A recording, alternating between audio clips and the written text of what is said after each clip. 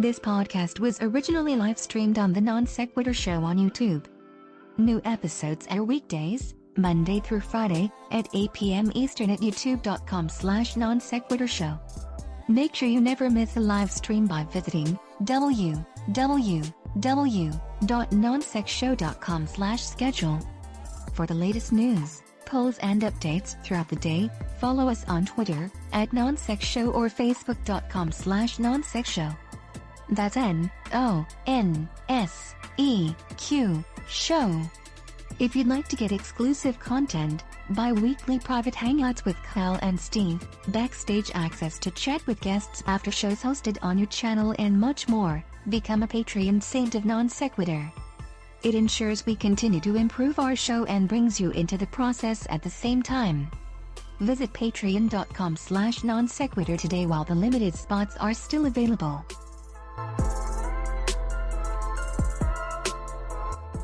The following podcast is intended for those who believe bold ideas are righteous, unique perspectives are gospel, and strong opinions are sacred. This is Non Sequitur. Never follow. And now, here are your hosts, Kyle Curtis and Steve McRae.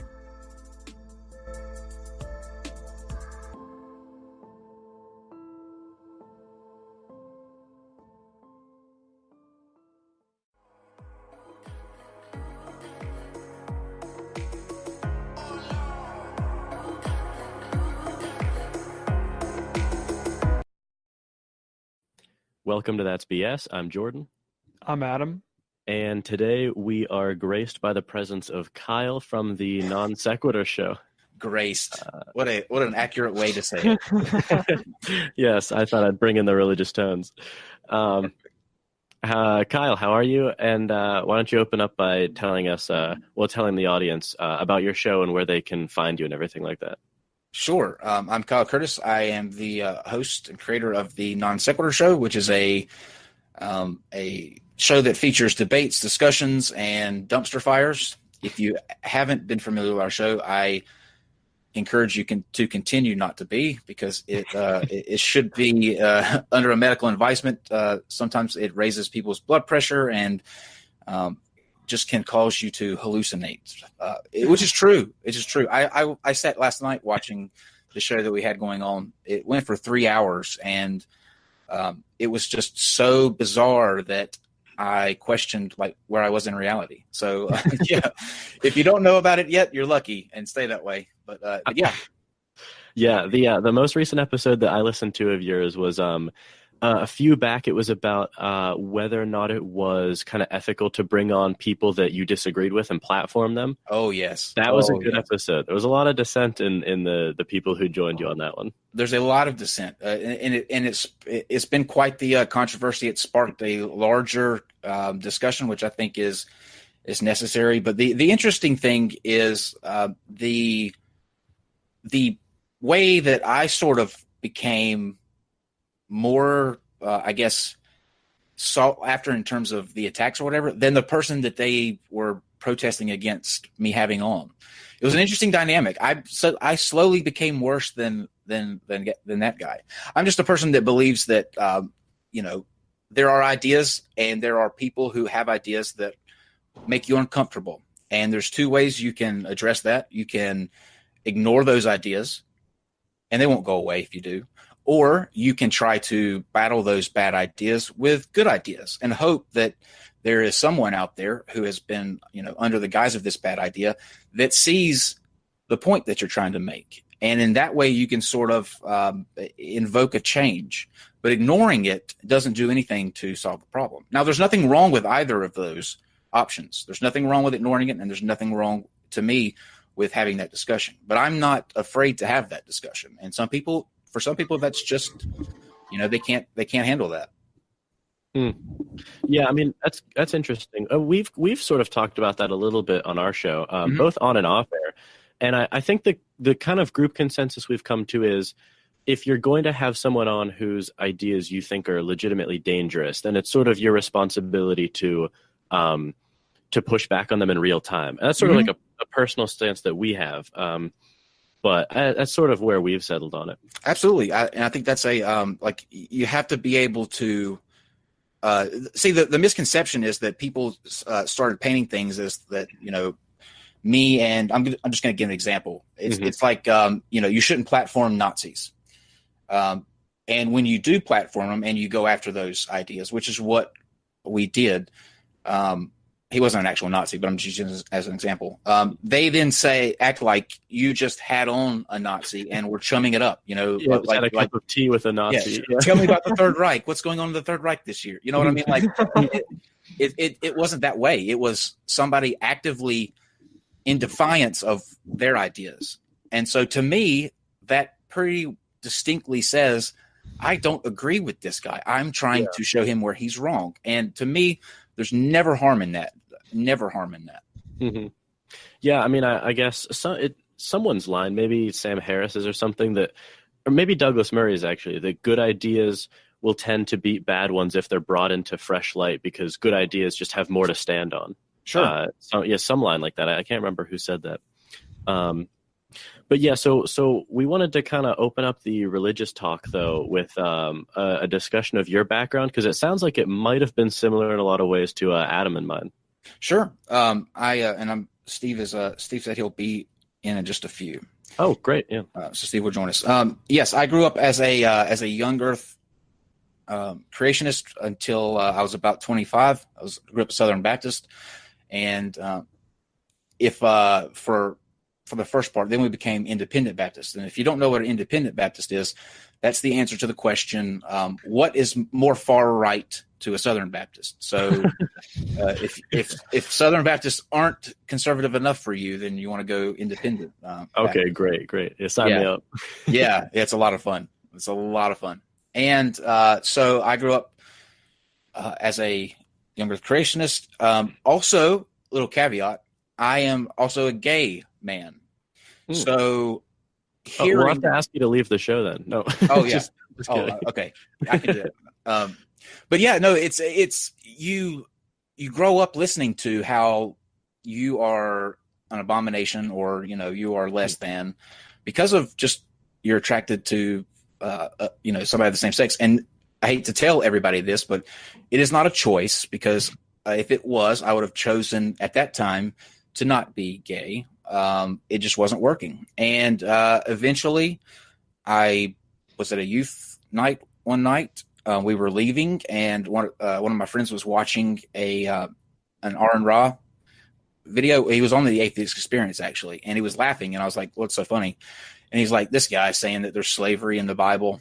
And I remember going, well, how can he lie like that? There's no slavery in the Bible. And I went home and pulled up that Aaron Ra episode and was watching it, went to the Bible verse he was throwing out there, and son of a bitch, there was slavery in the Bible. Yeah.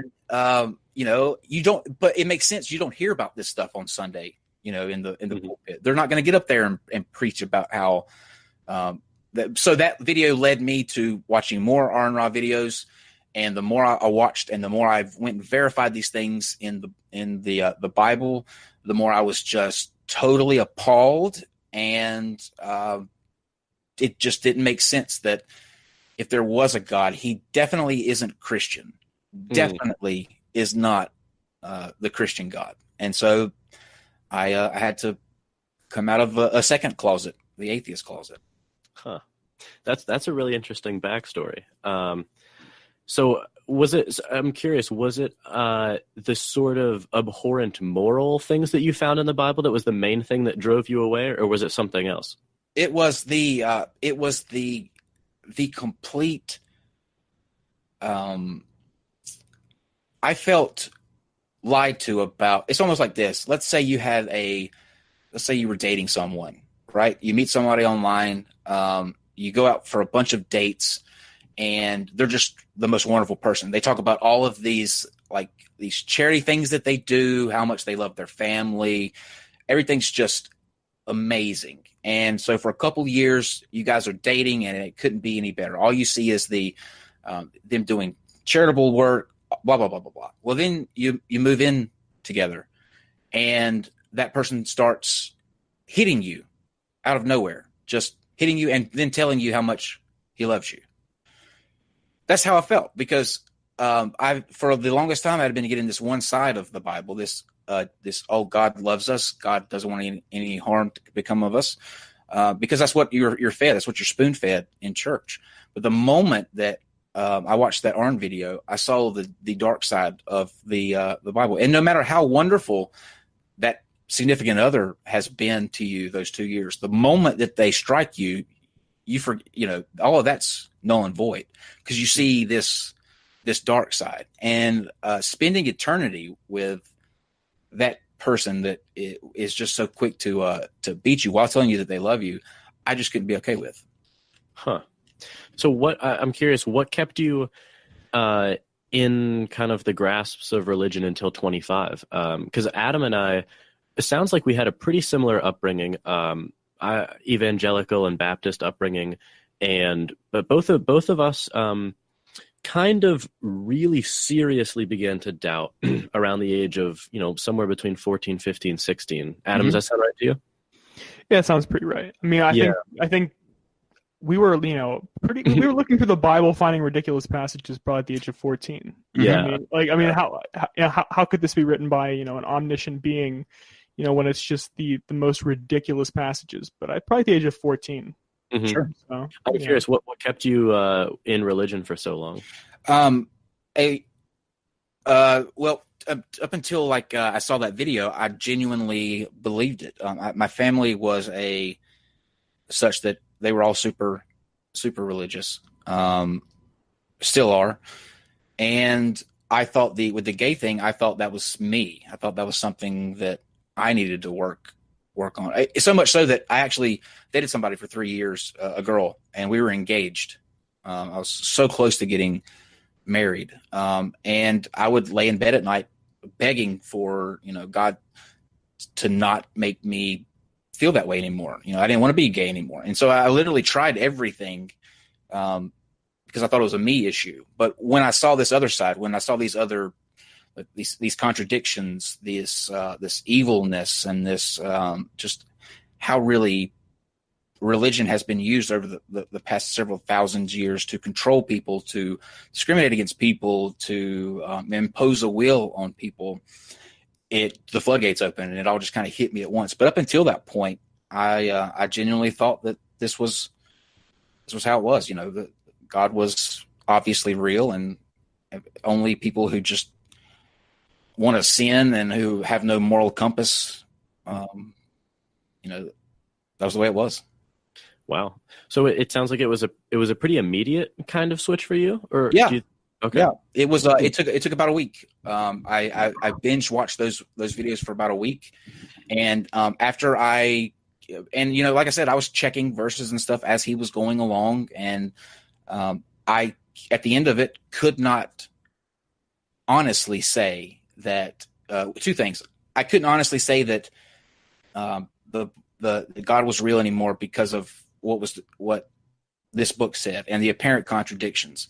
And number two, even if he was, knowing this other side, I could not be okay with worshiping a deity for eternity that was okay doing that sort of thing. And ultimately, here's what it came down to me. This was the final thing that put the nail in the coffin. In the Garden of Eden, right? You have a tree that caused all of the world's suffering because she ate the fruit, right? Mm-hmm. The earth, I'm assuming, the earth didn't change, right? The earth's the same size now as it was back then. So of all of the geographical locations that God could have placed that tree, knowing what would happen, he puts it in the garden with the only two people on the entire planet. Yeah. The only two. He puts it there. The middle of the garden, too. Right. Yeah. Why not put it on the other side of the planet where they could never get to it? And and the other thing is, you made that tree with the power to do that. And when it happened, why not just say, oh, you ate of the tree? Well, I told you not to. I'm disappointed. But I don't feel like going through 3,000 years of just famine, disease, murder, rapes, abuse, all of this turmoil. I don't feel like creating a bodily version of myself and then sacrificing myself on a cross to myself to pay for this. So why don't we just say it's